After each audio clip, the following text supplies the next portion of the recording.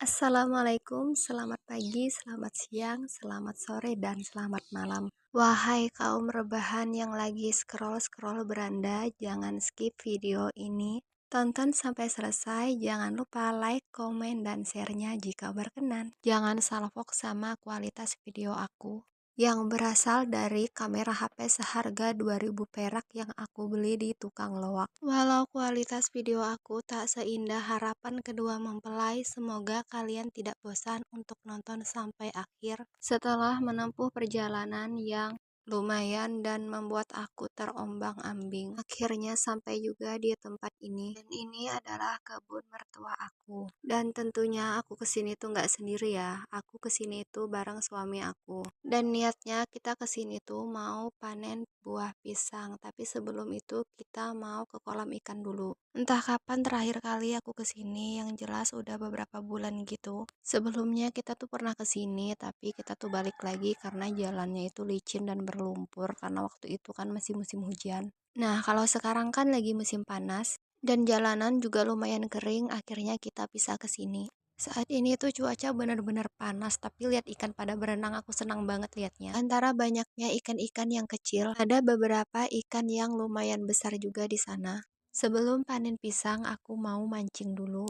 Barangkali aku bisa dapat ikan yang lumayan besar. Sambil nunggu suami nyiapin pancingannya, aku lanjut ngasih makan ikan-ikan yang ada di kolam.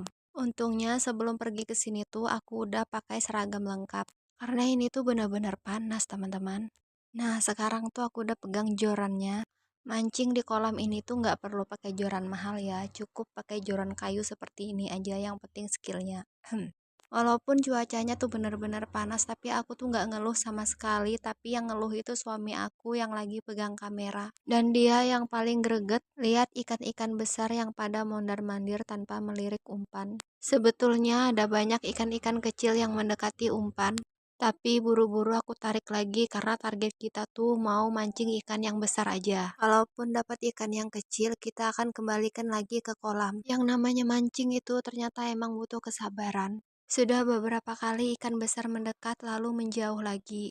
Terlihat ikan-ikan kecil lebih aktif dibanding ikan yang besar, dan alhamdulillah akhirnya aku dapat. Kesabaranku akhirnya membuahkan hasil.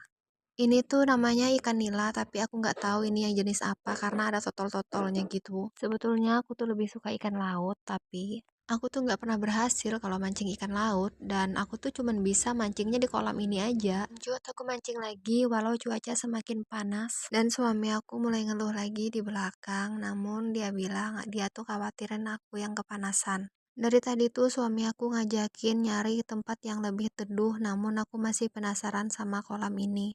Barangkali masih bisa dapat ikan yang lumayan besar. Aku bilang, tunggu sebentar lagi, sabar dulu. Barangkali kali ini lebih besar.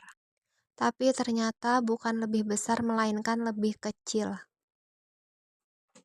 Di sini kesabaranku mulai menipis karena angin lumayan kencang, membuat tali pancing aku mengikuti arah angin. Ya kalau ditanya panas ya emang panas, cuman aku tuh ngerasa kayak nanggung aja kalau mau pindah sekarang. Aku masih berharap dapat ikan dari kolam ini. Walau sebetulnya masih ada satu kolam lagi yang lumayan banyak ikannya dan besar-besar juga. Ternyata memancing itu bisa bikin sepenasaran ini ya guys. Pantas saja bapak-bapak yang hobinya mancing suka lupa waktu untuk pulang ke rumah. Dan suami aku dari tadi tuh masih ngebujukin aku buat kita pindah lokasi. Ya udah kali ini aku nurut aja. Akhirnya aku pindah dengan sendirinya, guys. Nah, di sini tuh teduh, tapi di sini tuh kurang leluasa karena ada cabang-cabang dari pohon gitu. Aku tuh sempat emosi karena beberapa kali pancingan aku tuh nyangkut-nyangkut di cabang pohon yang ada di atas. Padahal di kolam ini tuh ikannya lumayan besar, tapi setiap mancing di sini tuh seingat aku nggak pernah sama sekali dapat ikannya. Dan sebetulnya aku tuh kurang yakin kalau mancing di kolam ini tuh karena emang nggak pernah dapat. Padahal dari tempat aku berdiri itu terlihat dan lumayan banyak. Aku disaranin sama suami buat pindah posisi. Katanya kita usahain jangan sampai terlihat biar nanti ikannya mendekati umpan. Jadi ini tuh aku lagi mancing tapi sambil main petak umpet gitu. Cuman bedanya aku tuh main petak umpetnya sama ikan. Pindah lokasi udah, pindah posisi juga udah, dari berdiri sampai jongkok. Kalau dibilang capek sih sebetulnya nggak capek sama sekali. Namun lelah menunggu tanpa kepastian. Di detik-detik terakhir, alhamdulillah akhirnya kita dapat juga. Dan ikannya lumayan besar dari yang sebelumnya. Tapi sayangnya momennya tuh nggak kerekam karena suami tuh lagi nggak pegang HP. Karena tadi niatnya mau istirahat, jadi benar-benar nggak siap. Dan ikan ini pun tadinya hampir lepas, dan untungnya suami buru-buru bantuin aku, sehingga ikannya berhasil kita dapat. Karena rasa penasaran sudah terbayarkan, akhirnya aku bisa istirahat dengan tenang. Walaupun cuacanya panas, tapi di sini tuh lumayan berangin, jadi nggak panas-panas banget.